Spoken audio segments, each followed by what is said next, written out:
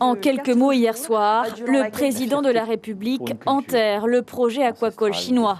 Lors de son entretien télévisé, le chef de l'État ne mâche pas ses mots. Ce projet n'a pas de création d'emplois documentée, a des investisseurs douteux et a fait l'objet de beaucoup de réserves.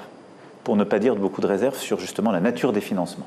Pourtant, si les travaux n'en finissent plus de commencer, la première pierre a bel et bien été posée en 2015. Le pays propose une exonération fiscale avantageuse pendant 30 ans, malgré les études environnementales alertant sur le risque élevé de pollution. Il a aussi construit la route de contournement et la digue pour un budget évalué à 500 millions de francs.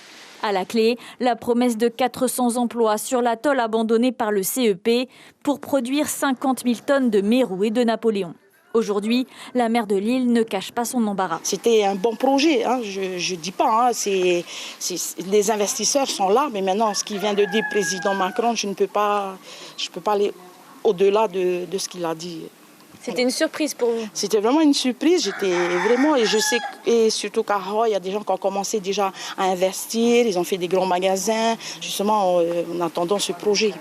Sur l'atoll, une nouvelle compagnie du RSMA verra le jour. Les Tuamotu Gambier était le dernier archipel dépourvu de régiment.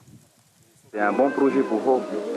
Ils remplacerait le projet aquacole. Parce que nous, en tant que jeunes, on aimerait bien quand même garder notre lagon propre. C'est un peu dommage parce que toutes les installations avaient existé. Tout a été démoli. Maintenant, il faut tout reconstruire. Mais c'est une très très bonne chose. Et le RSMA, c'est une continuité pour les enfants qui sont en difficulté en école et ça leur permettra de faire des formations. C'est souvent les enfants des atolls viennent sur Tahiti et après sont dispatchés sur Tupuai et les Marquises. Là, ils resteront chez eux.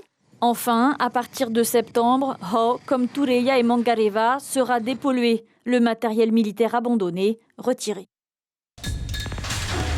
L'information en continu sur Polynésie la première, Internet et réseaux sociaux.